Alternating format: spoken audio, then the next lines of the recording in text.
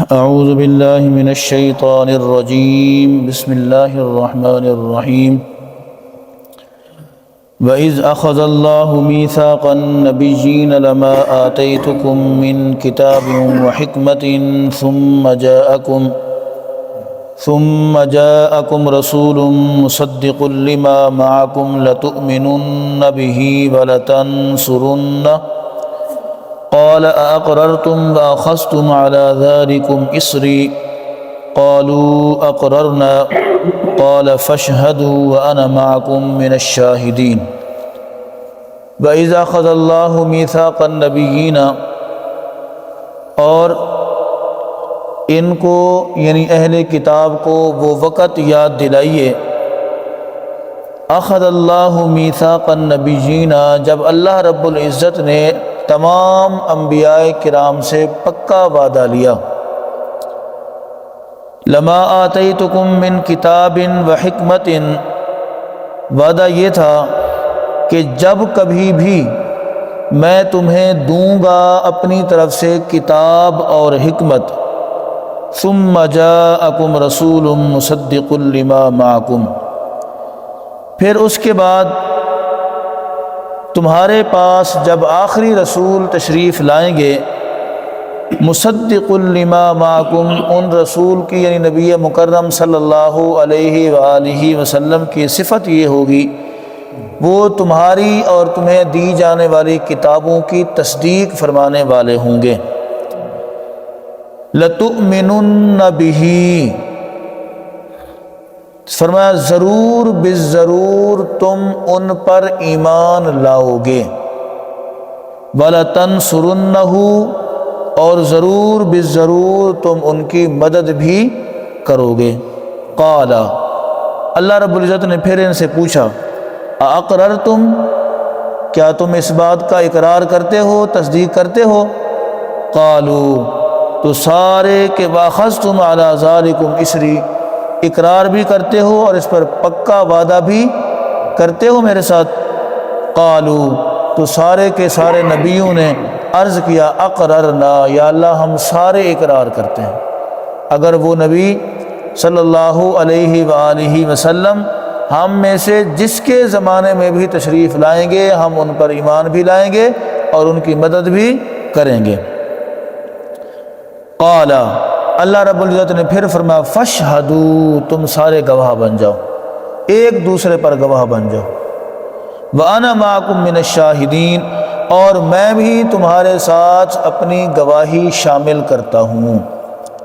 فَمَن تَوَلَّىٰ بَعْدَ ذَلِكَ، فرمایا اس کے بعد جو بھی اس وعدے سے پھر جائے گا، فَأُولَٰئِكَ هُمُ الْفَاسِقُونَ، پس وہ فاسقین میں سے ہو جائے گا، اس کا شمار فاسق لوگوں میں کیا جائے گا۔ پچھلی آیات کے اندر ہم نے پڑھا کہ اللہ رب العزت نے اہل کتاب کو جو نعمتیں عطا فرمائیں ان کا ذکر تھا، پھر اہل کتاب کے سامنے نبی مکرم صلی اللہ علیہ وآلہ وسلم کی مختلف صفات کا ذکر تھا کہ کسی طریقے سے یہ بدبخت مان جائیں، سیدھے راستے پر آ جائیں، اللہ کی طرف رجوع کر لیں۔ لیکن جب وہ کسی چیز کو بھی نہ مانے تو اللہ رب العزت نے ان آیات کے اندر ایک ایسے عہد کا ذکر فرمایا، ایک ایسے وعدے کا ذکر فرمایا جو وعدہ ان کے انبیاء، ان کے رسول اللہ رب العزت کے ساتھ پہلے کر چکے تھے، چاہے وہ یہود میں سے ہوں یا نصرانیوں میں سے ہوں، وہ سارے کے سارے رسول انبیاء کرام اللہ رب، حضرت آدم علیہ السلام سے لے کر حضرت عیسیٰ علی نبینا علیہ الصلوۃ والتسلیم تک ہر نبی نے اللہ کے ساتھ یہ وعدہ کیا تھا۔ یہ وعدہ کہاں پر ہوا تھا، کیسے ہوا تھا، اس کے بارے میں دو روایات ملتی ہیں، دو اقوال ہیں۔ ایک قول تو یہ ہے اللہ رب العزت نے عالم ارواح کے اندر ایک خاص قسم کی مجلس سجائی، محفل سجائی، خاص قسم کا جلسہ کیا، جس کے اندر اللہ رب العزت نے صرف اور صرف انبیاء کی ارواح کو جمع فرمایا، اور انبیاء کرام کی ارواح کو اللہ نے جمع فرمانے کے بعد ان کے سامنے یہ وعدہ رکھا، یہ معاہدہ رکھا اور ان سے کہا جی سارے اس پر دستخط کرو، سارے اس کی تصدیق کرو۔ تو سارے کے سارے انبیاء کرام نے تصدیق کر لی۔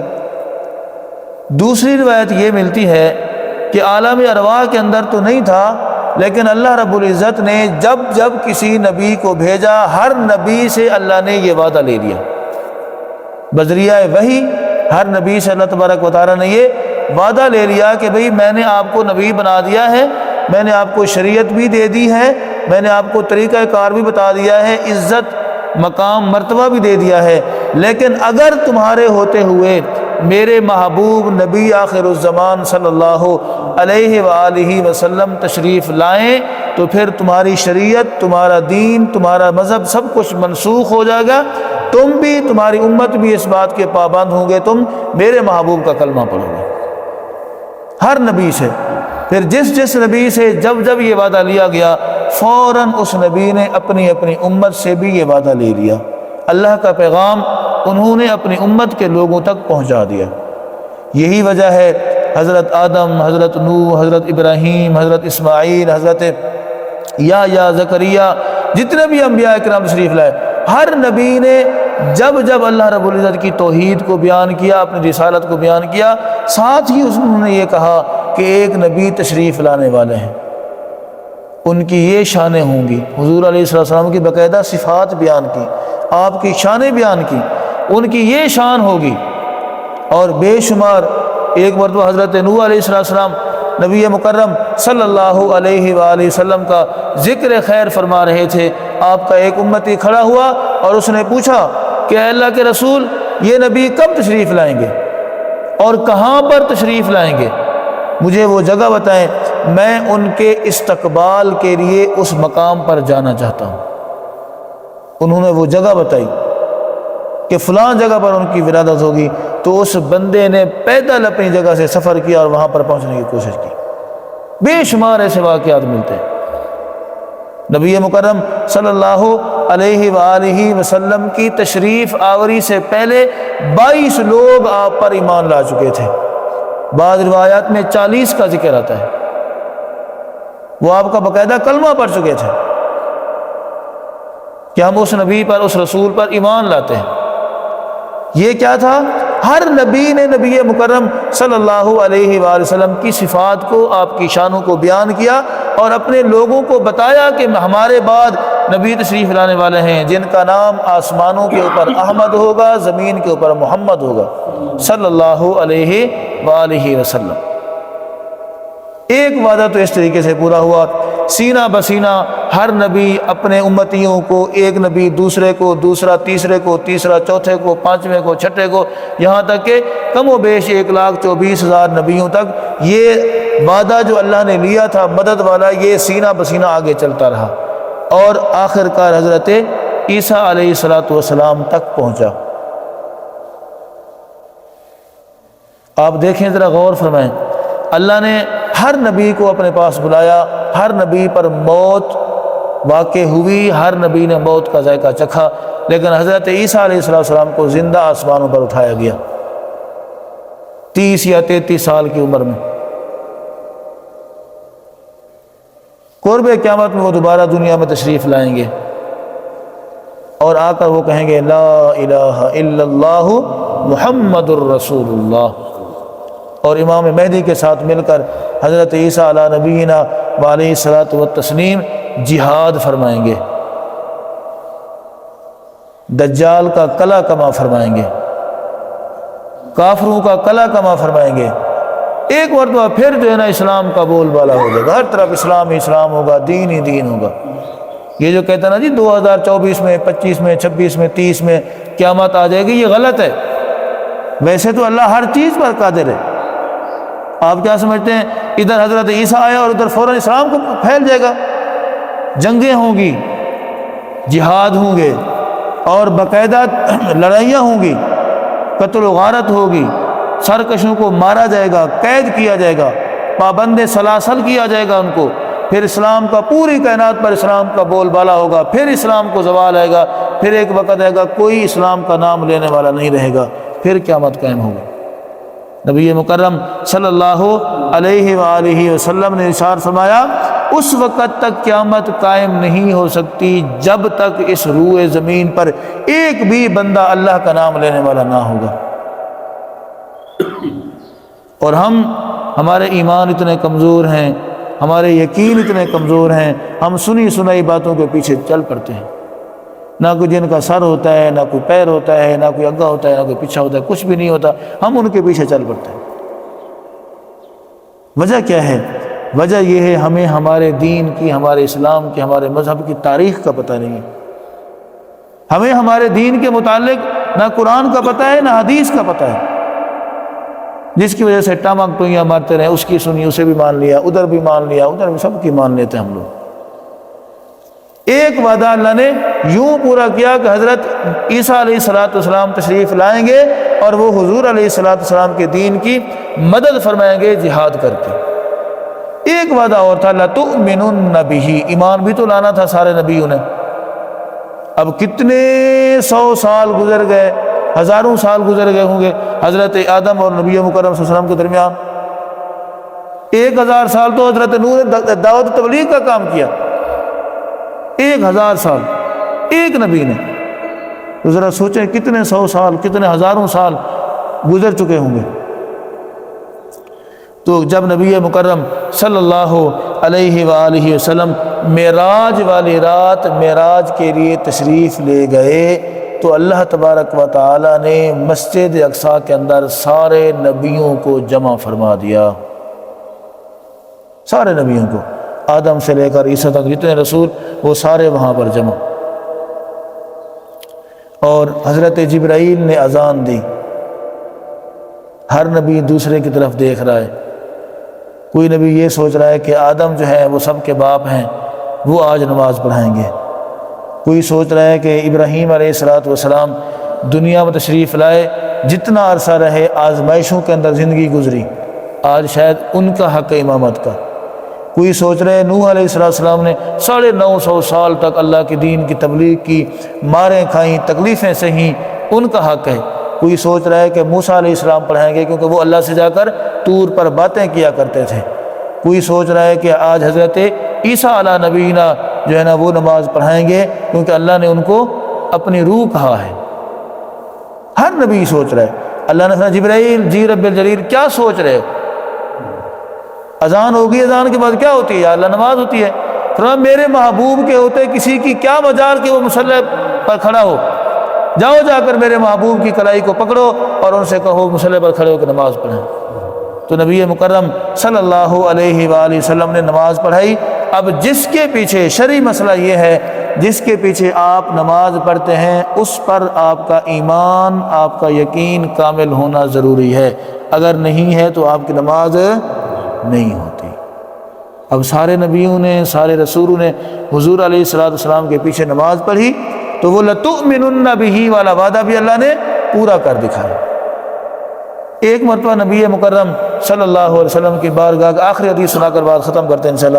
آپ کی بارگاہ کے اندر یہ ٹاپک تو بڑا لمبا چوڑا ہے، جتنا زیادہ بیان کریں اتنا ایمان تازہ ہوتا ہے، فرحت ملتی ہے، سکون ملتا ہے، لیکن ہم نے وقت کو بھی دیکھنا ہے، مصروفیات کو بھی دیکھنا ہے۔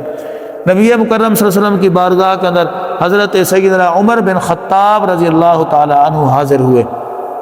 عرض کی یا رسول اللہ صلی اللہ علیہ وسلم میرا ایک یہودی دوست ہے، میں نے اسے کہا تمہاری کتاب تورات کے اندر جو چیدہ چیدہ چیزیں ہیں وہ مجھے لکھ کر دو۔ اس نے مجھے لکھ دی ہیں۔